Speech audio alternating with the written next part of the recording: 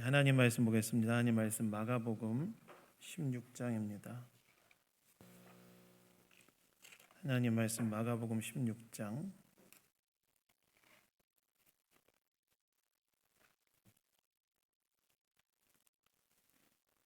1절에서 18절까지 말씀입니다. 마가복음 16장 1절에서 18절까지 말씀입니다. 다 찾으셨으면 저와 교독하도록 하겠습니다. 안식일이 지남에 막달라 마리아와 야고보의 어머니 마리아와 또 살로메가 가서 예수께 바르기 위하여 향품을 사다 두었다가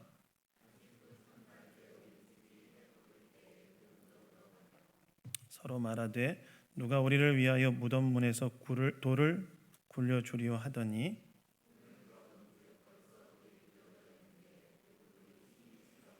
무덤에 들어가서 흰 옷을 입은 한 청년이 우편에 앉는 것을 보고 놀라매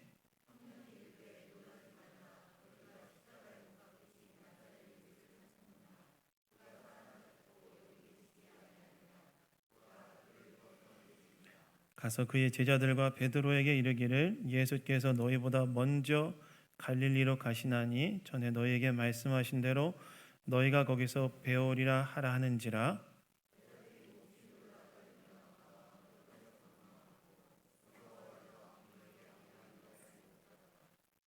예수께서 안식 후 첫날 이른 아침에 살아나신 후 전에 7 귀신을 쫓아내어 주신 막달라 마리아에게 먼저 보이시니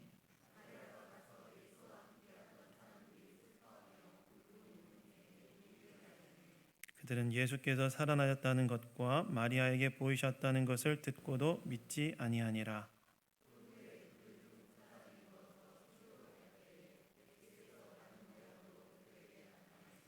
두 사람이 가서 남은 제자들에게 알리었을 역시 믿지 아니하니라.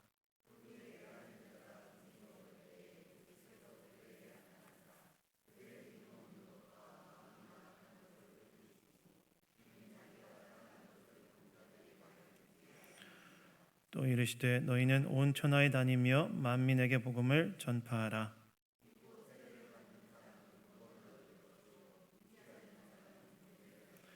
믿는 자들에게는 이런 표적이 따르리니 곧 그들이 내 이름으로 귀신을 쫓아내며 새 방언을 말하며 뱀을 집어올리며 무슨 독을 마실지라도 해를 받지 아니하며 병든 사람에게 손을 얹는즉 나으리라 하시더라. 아멘. 아멘. 부활 신앙으로 사는 삶이란 제목으로 하나님 말씀 나누기 원합니다. 여러분, 오늘은 부활절입니다. 부활절이 어떤 날일까요? 부활절이 어떤 날일까요? 보니까 교회 점심 식사에 반찬의 가짓수가 많아지는 날이더라고요. 보니까 교회 점심 식사에 반찬의 가짓수가 꽤 많이 늘었다는 이야기를 제가 전해 들었습니다. 여러분, 그래서 꼭 점심을 오셔서 드십시오. 부활절은 어떤 날이냐? 부활절은 십자가에서 죽임을 당하신 예수님께서 3일 만에 사망 권세를 이기시고 다시 살아나신 날이 부활절입니다.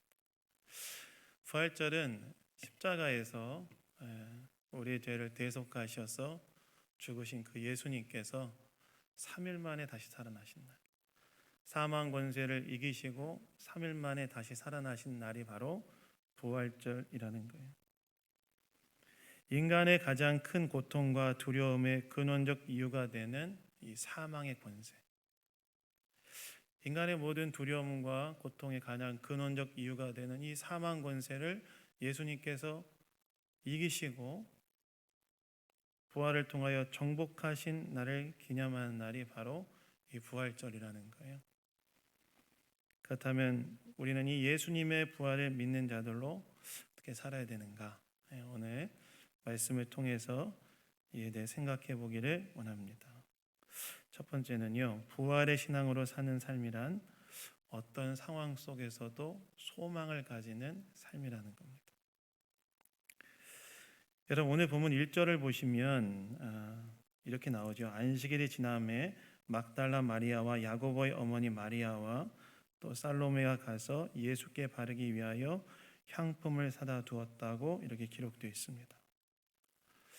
여러분, 여기서 말하는 막달라 마리아, 그 야고보의 어머니 마리아, 살로메는 누굴까요? 막달라 마리아, 야고보의 어머니 마리아, 살로메 누굴까요? 막달라 마리아는 이 막달리라는 마을 출신의 마리아라는 뜻인데요. 과거에 예수님께서 공생의 사역을 하시다가 예수님께서 7 귀신 들렸던 그녀를 고쳐주신 적이 있습니다. 그래서 이 막달라 마리아는 그때부터 예수님의 제자가 되어서 예수님을 따랐는데요. 그러니까 막달라 마리아는 누구였다는 거예요? 예수님의 여제자였다는 거예요. 여제자. 야고보의 어머니 마리아는 누군가? 야고보의 어머니 마리아는 누구냐면 예수님의 12제자 중에 알페오의 아들 야고보라는 사람이 있지 않습니까? 근데 이 알페오의 아들 야고보는 세베대의 아들 야고보와는 구분되어진 인물이에요. 이 알페오의 아들 야고보의 어머니가 야고보의 어머니, 오늘 본문에 등장하는 야고보의 어머니입니다.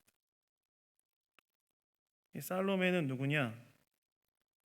살로메는 세베대의 2 아들이었던 야고보와 요한의 어머니가 살로메였어요. 그러니까 오늘 본문에 등장하는 이 막달라 마리아, 야고보의 어머니 마리아, 그 다음에 살로메는 누구냐면 한 명은 예수님의 제자였고 2명은 예수님의 12제자들 중에 어머니였다는 거예요. 그런데 오늘 본문을 보시면 이 3명의 여자가 예수님께 바르기 위하여 향품을 샀다는 거예요. 향품. 여러분, 왜 이 3명의 여자는 예수님께 바르기 위하여 향품을 샀을까요? 이것은 예수님에 대한 존경과 애정을 표현하기 위해서 그랬습니다. 여러분, 이때 당시에는요, 고인에 대한 존경과 애정의 표현으로 뭘 했냐면 돌아가신 고인의 몸에 향품을 바르는 것이 일종의 하나의 장례 예식이었습니다. 근데 예수님께서 지금 어떤 상태였냐면 십자가에 죽으시고 무덤에 들어간 상태였지 않습니까? 근데 여러분, 예수님이 몇 시에 돌아가셨냐면 금요일 날 오후 3시에 돌아가셨고, 그 다음에 안식일은 주로 이제 금요일 저녁 6시부터 시작되는 것으로 추정하는데요. 3시간밖에 시간이 없었어요. 3시간. 장례하기 위해서는 3시간 시간밖에 없었어요. 그래서 아리마대 요셉이 예수님의 시신을 빌라도에게 받아서 무덤에 안장을 하는데 향품을 바르지는 못하고 향품과 함께 예수님의 시신을 보관만 합니다. 또 이걸 누가 봤냐면 오늘 본문에 등장하는 여자들이 봤어요. 그래서 이 여자들이 어떻게 했냐면 예수님의 시신에 존경과 애정의 마음을 담아서 그 향품을 바르기 위하여 그 물건을 사두었다는 거예요. 그리고 오늘 본문 2절을 보시면 안식 후 첫날, 즉 오늘날로 따지면 이 주일 아침 이른 아침에 예수님의 시신에 향품을 바르기 위하여 묻히신 무덤을 향해 이제 갔다는 겁니다. 예수님 몸에 시신에 향품을 바르기 위해서 이제 3명의 여자가 이제 갔다는 거예요. 근데 여러분, 오늘 본문을 보면 이렇게 무덤을 향해 가던 3명의 여자에게 걱정거리가 하나 있었다고 나와 있죠. 어떤 걱정거리였죠? 3절에 보시면 무덤의 입구를 막아놓은 돌을 어떻게 치울 것인가 하는 걱정거리가 있었다고 나와 있어요. 여러분, 이때 당시에 무덤은요, 우리나라는 이렇게 땅을 파서 시신을 매장하고 그 위에 이제 봉분을 하는 형식으로 되어 있는데 이때 당시 이 유대의 무덤 구조는 어땠냐면 그때는 바위를 팠어요. 바위를 파서 거기다가 이제 시신을 매장하고 동그란 큰 원형의 돌로 그 입구를 막아놓는 방식으로 무덤이 이제 만들어져 있었습니다. 근데 문제는 뭐냐면 예수님의 시신에 향품을 바르기 위해서는 그 돌을 옮겨놔야 되지 않겠습니까? 들어가기 위해서는. 근데 그 돌이 너무나 크고 무겁기 때문에 3명의 여자의 힘으로는 도저히 옮길 수가 없는 거예요. 그래서 걱정을 한 거예요. 저 돌을 어떻게 옮길 것인가. 근데 여러분, 오늘 본문을 보면 그들이 무덤에 도착하자 무엇을 목격했다고 나와 있습니까? 뭘 목격했다고 나와 있죠? 벌써 돌이 굴려져 있는 것을 목격했다고 나와요. 딱 왔는데 걱정했던 돌이 이미 굴려져 있는 거예요. 문이 열려져 있는 거예요. 그러면 그 돌을 누가 굴려 놓았는가? 오늘 본문에는 기록되어 있지 않지만 같은 사건을 기록한 마태복음에 보면 이것을 천사가 굴려놨다고 나와 있어요. 천사가 딱 굴려놨다. 그리고 무덤에 들어간 세 여자가 거기에서 무엇을 봤다고 오늘 성경에 기록되어 있냐면 흰 옷을 입은 한 청년이 예수님을 안장해 놓았던 무덤의 돌침대의 오른편에 앉아 있는 것을 목격했다고 나와 있습니다. 무덤에 딱 들어갔는데 뭘 봤냐면 흰 옷 입은 청년 한 명이 예수님을 안장해 놓았던 돌침대 오른편에 딱 앉아 있는 것을 세 명의 여자가 봤다는 거예요. 그럼 이 흰 옷 입은 한 청년은 누구였느냐? 같은 사건을 기록한 다른 복음서에 보시면 천사였다고 했어요. 천사. 무덤에 갔는데 세 명의 여자가 무덤에 갔는데 무덤의 돌문도 천사에 의해서 열려져 있었고, 그리고 무덤 안에 딱 들어갔는데 예수님을 안장했던 그 돌침대 위에 예수님의 시신은 없고 흰 옷 입은 천사가 거기에 딱 앉아 있는 장면을 세 명의 여자가 목격했다는 거예요. 얼마나 놀랐겠어요, 이 여자들이. 그런데 이렇게 천사가 앉아 있는 것도 놀라운데 오늘 본문을 보시면 이 천사가 세 여자에게 더 놀라운 이야기를 전했다고 나옵니다. 뭐라고 전해죠? 우리 6절 한번 다 같이 한번 읽겠습니다. 우리 6절 읽겠습니다. 시작.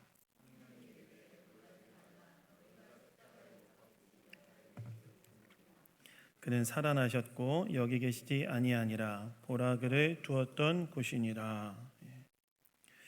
청년이 뭐라고 이야기하냐면 놀라지 말라 라고 말하면서 너희가 찾는 십자가에 못 박히신 예수님은 다시 살아나셨고 여기 계시지 않는다. 다시 말해서 이 천사가 세 명의 여자에게 뭘 증언했냐면 예수님의 부활에 대해서 증언했다는 거예요. 예수님 부활했다. 십자가에 죽으신 예수님께서 다시 살아나셨고 이 무덤에 계시지 않는다는 것을 세 명의 여자에게 천사가 증언을 했다는 것입니다. 특별히 여러분 여기에서 6절에 그가 살아나셨고 라는 구절은 모든 인간이 굴복할 수밖에 없는 죽음의 권세를 예수님께서 이기시고 다시 살아나셨다라는 그런 의미입니다. 모든 인간들이 굴복할 수밖에 없는 이 죽음의 권세, 사망의 권세를 예수님께서 이기시고 다시 살아나셨다라는 그런 의미라는 거예요. 여러분 이건 뭘 의미할까요? 이건 뭘 의미하냐면 첫 번째로 이건 예수님의 신성을 의미하죠. 모든 인간이 굴복할 수밖에 없는 사망 권세를 이기시고 예수님이 부활하셨다는 사실은 예수님 그분이 하나님의 아들, 성자 하나님이라는 것을 우리에게 확정적으로 알려주는 증언이라고 할 수 있습니다. 그런데 여러분 사실 예수님이 사망 권세를 이기시고 부활하셨다는 이 사실이 우리에게 주는 또 다른 중요한 의미가 좀 하나 더 있다고 생각합니다. 그게 무엇이냐? 예수님께서 사망 권세를 이기시고 죽음의 권세를 이기시고 부활하셨다는 것은 예수의 부활을 믿고 이 땅을 살아가는 신자들에게 있어서 그 신자들이 어떤 상황에 놓인다 할지라도 소망 가운데 삶을 긍정할 수 있는 이유가 된다. 예수님이 사망 권세를 이기시고 부활하셨다는 이 사실은 예수님이 신성을 의미하는 것이기도 하지만 부활의 예수님을 믿고 살아가는 신자들에게 있어서는 신자들이 직면한 그 어떤 상황에서도 삶에 대한 소망을 잃지 않고 삶을 긍정할 수 있는 이유가 된다는 거예요. 왜 그렇습니까? 여러분 인간을 가장 고통스럽게 만들고 두렵게 만드는 근본적인 문제가 뭐죠? 여러분 인간을 가장 고통스럽게 만들고 두렵게 만드는 가장 근본적인 문제 뭡니까? 인간을 고통스럽게 만드는 가장 근본적인 문제는 죄고 인간을 가장 두렵게 만드는 가장 실존적인 문제는 죽음 아니겠습니까? 인간을 근본적으로 고통스럽게 만드는 문제는 죄의 문제 때문에 우리 안에 그런 고통이 생겨나는 것이고 인간을 실존적으로 가장 두렵게 만드는 문제는 결국 사망의 문제, 죽음의 문제 아니겠습니까? 그런데 예수님께서 십자가에 죽으시고 부활하심을 통하여 어떻게 하신 거예요? 십자가에 죽으시고 부활하심을 통하여 인간의 가장 두려움의 근본, 두려움의 문제가 되는 사망의 문제, 인간의 삶에 가장 고통을 주는 죄의 문제를 예수님이 십자가에 죽으시고 부활하심을 통하여서 정복하셨다는 거예요. 이기셨다는 거예요. 그리고 그 부활하신 예수님께서 어떻게 하십니까? 그 부활하신 예수님께서 어떻게 하시냐면, 부활하신 예수님께서 승천하셔서 하나님의 보좌 우편에 앉으셔서 하나님의 통치대권을 위임받으시고 지금도 세상을 통치하고 계시지 않습니까?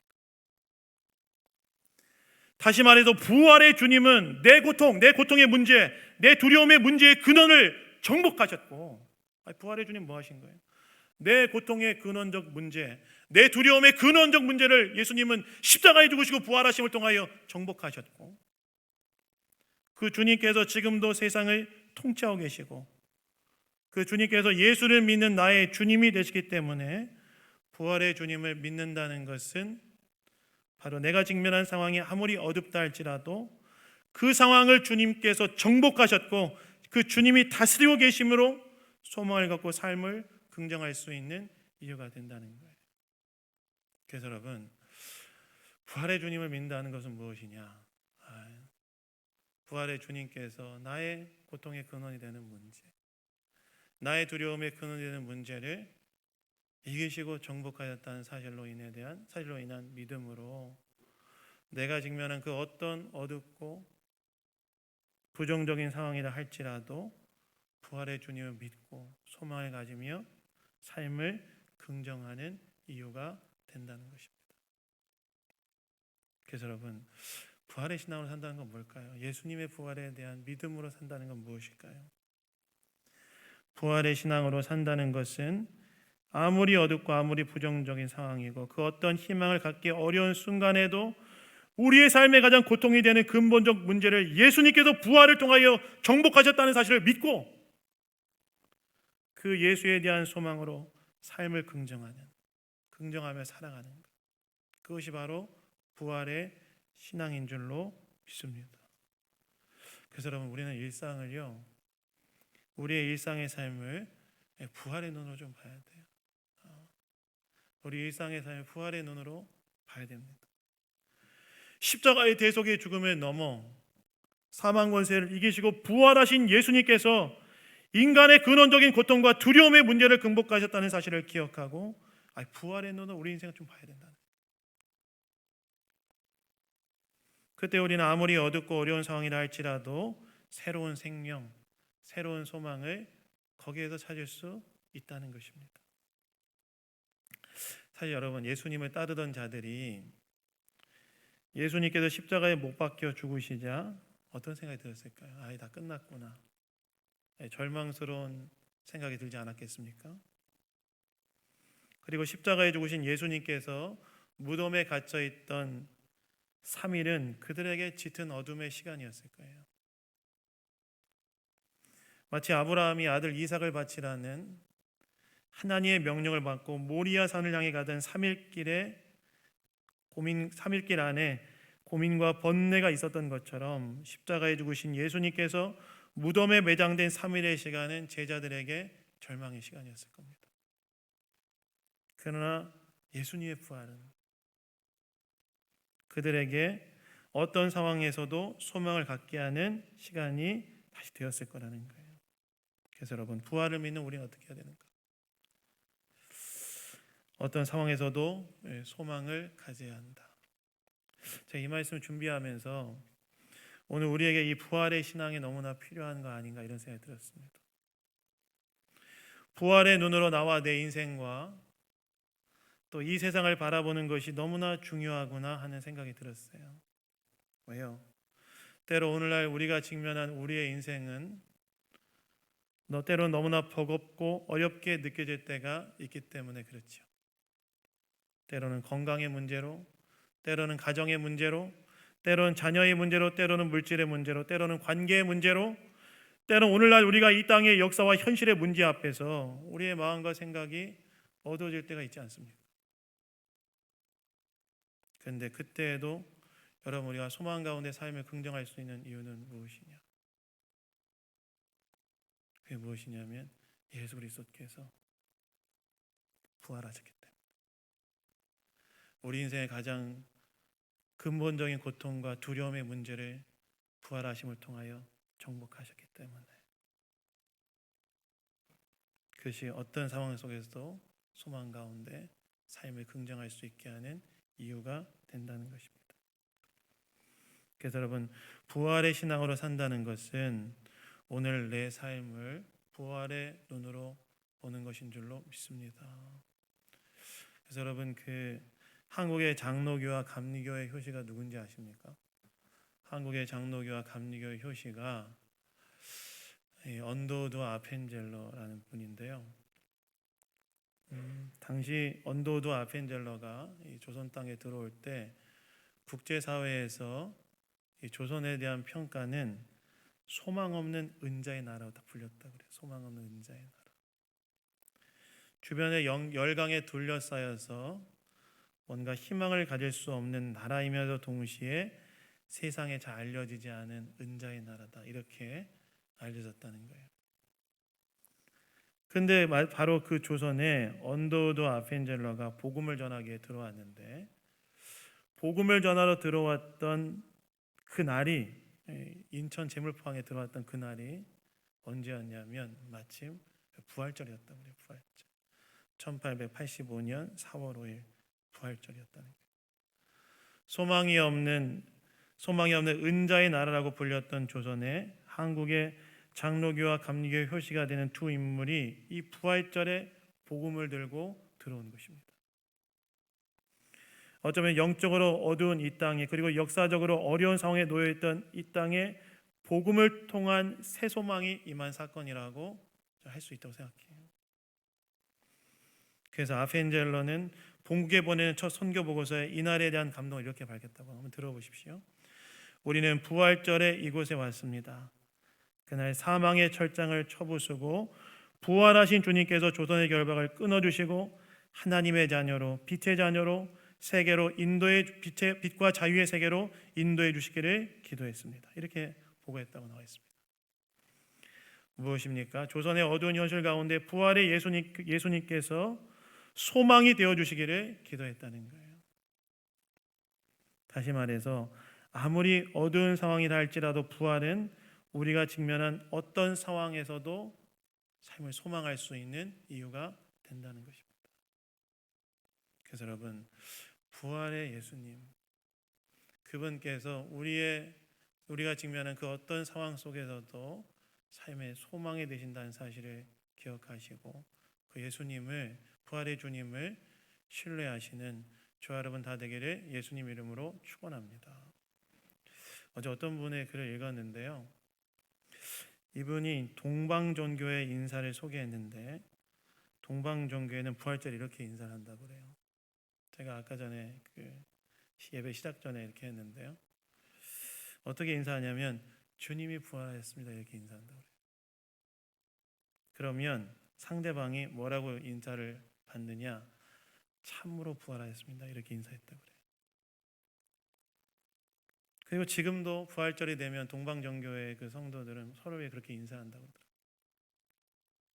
근데 이런 인사에 대해서 제가 어제 글을 읽었던 분의 해설이 참 울림이 있었는데 그분이 무엇이라고 해설하냐면 이 인사를 통해 이 동방정교회의 성도들은 부활의 예수님을 통해 얼어붙은 마음밭을 녹이는 하나님의 사랑, 절망을 뚫고 나갈 수 있는 희망의 용기, 죽음을 이기는 생명의 힘이 부활의 신비 가운데 있다는 사실을 서로 나누었다고 해설을 했습니다.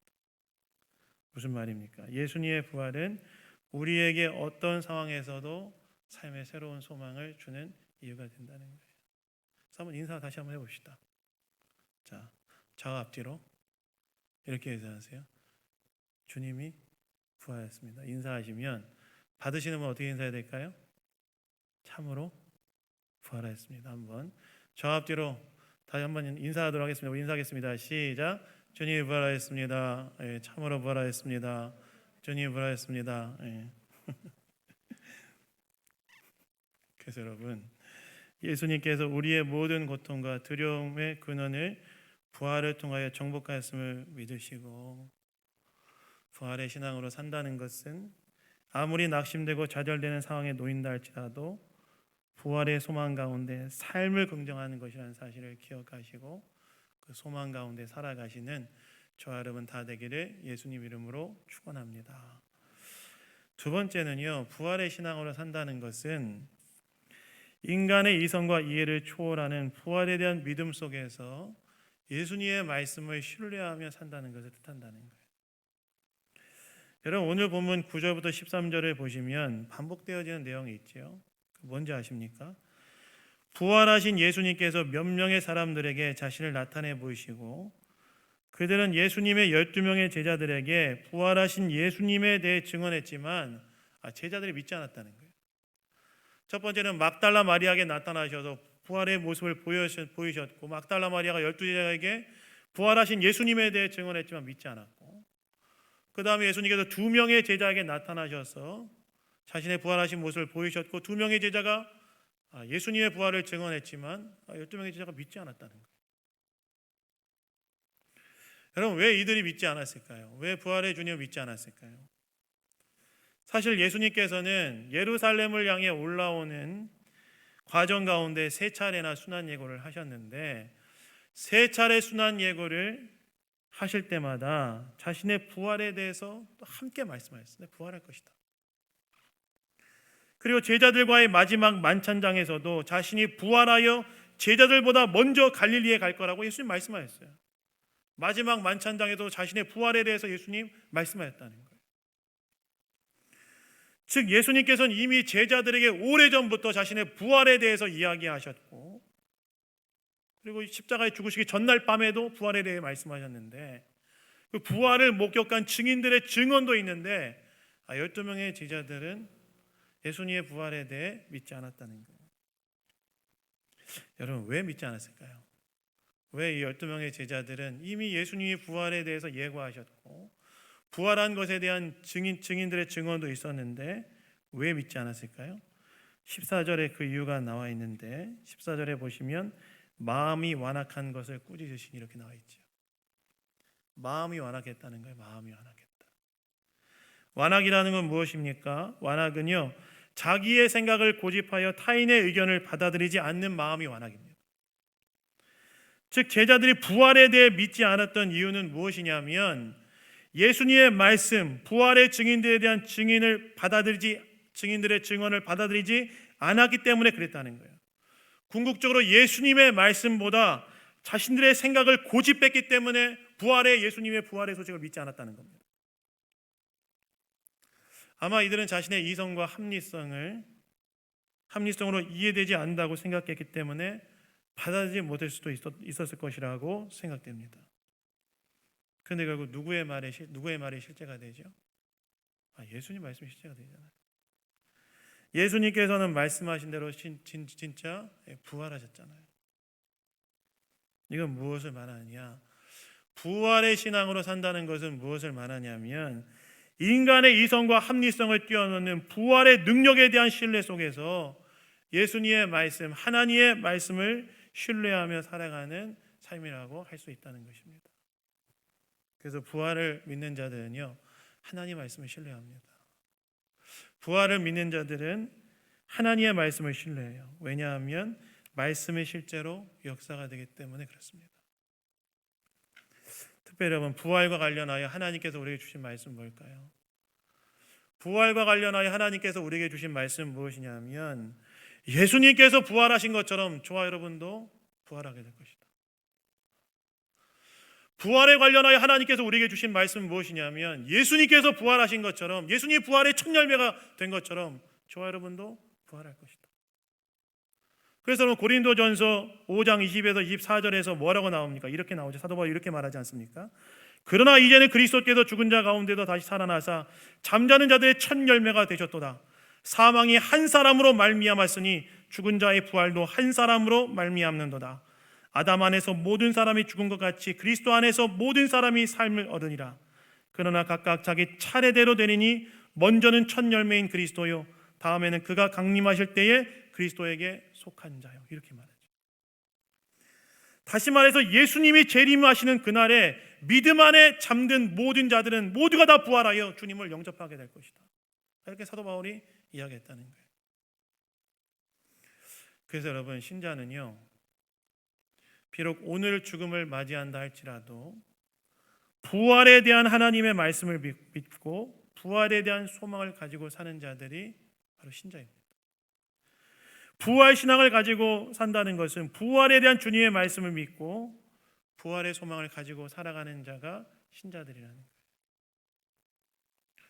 여러분, 제가 작년과 올해 진짜 많은 장례 예배를 인도했습니다. 제가 작년에 제가 세보니까 한 12번의 장례 예배를 인도했더라고요. 올해도 장례 예배를 인도했어요. 특별히 교회장으로 제가 몇 번의 장례 예배를 인도했는데요. 교회장으로 장례 예배를 인도할 때로 마지막 드리는 예배가 뭔지 아십니까? 하관 예배들. 우리 교회는요, 교회장으로 예배를 드리면 4번의 예배를 드립니다. 천국 환송 예배, 입관 예배, 발인 예배, 하관 예배까지 드려요. 하관 예배 4번의 예배를 드립니다. 근데 제가 교회장으로 예배를 인도할 때 마지막 하관 예배를 드릴 때 꼭 나누는 말씀이 있어요. 그 요한복음 11장 25절에서 26절 말씀이에요.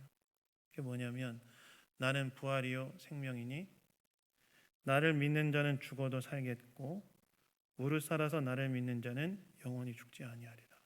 이 말씀 나눠요. 이 구절을 가지고 하관 예배 때 부활의 소망을 나눕니다. 그래서 고인이 비록 죽음을 맞이하여 그의 육신은 흙으로 돌아가지만 예수님이 재림하시는 그날 부활의 몸으로 다시 살아나서 함께 주님을 영접할 날이 올 것이다 라는 말씀을 함께 나눕니다. 왜 그럴까요? 주님 그렇게 말씀하셨고 그리고 주님께서 부활을 통해 실제로 그 일이 일어났음을 우리에게 보여주셨습니다. 그래서 저는 작년에 그리고 올해 믿음 안에 죽음을 맞이했던 성도님들, 제가 장례 예배를 인도했던 믿음 안에 죽음을 맞이했던 모든 성도님들, 예수님이 재림하시는 그날에 부활의 몸으로 다시 살아나서 함께 예수님의 재림을 맞이할 것이라고 믿습니다. 아주 믿어요. 믿음 안에 사시다가 죽음을 맞이하셨던 모든 분들, 아직도 이름들이 다 기억이 나고 얼굴들이 다 선해요. 어디에 앉아서 예배 드렸든지도 다 기억납니다. 근데 그분들 비록 개인적인 종말을 맞이하여 몸은 흙으로 돌아갔지만 예수님 재림하시는 그날에 다시 부활하여서 함께 예수의 재림을 맞이할 것이다. 저 여러분도 마찬가지죠. 우리도 예수님의 재림 전에 죽음을 맞이하게 된다면, 개인적인 종말을 맞이하게 된다면 비록 우리의 육체는 흙으로 돌아가고 우리의 영혼은 하나님 아버지의 품으로 가지만 그러나 예수님이 재림하시는 그날에 다시 부활의 몸으로 살아나서 예수의 재림을 맞이하게 될 것이라는 거예요. 여러분, 이건 궁극적으로 뭘 말합니까?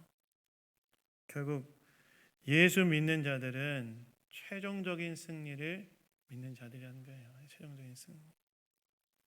여러분, 인생의 성공은 끝을 봐야 하지 않겠습니까? 7번 성공해도 마지막 실패하면 실패한 사람이고 7번 실패해도 마지막에 성공하면 성공한 사람이지 않겠습니까? 그런데 신자는 최종적으로 승리하는 사람들이기 때문에 성공하는 삶을 살 수밖에 없다. 그래서 어떻게 하는 거예요? 여기서 다르게 사는 거죠. 여기서 다르게 사는 거예요. 여기서 끝을 바라보면서 사는 겁니다.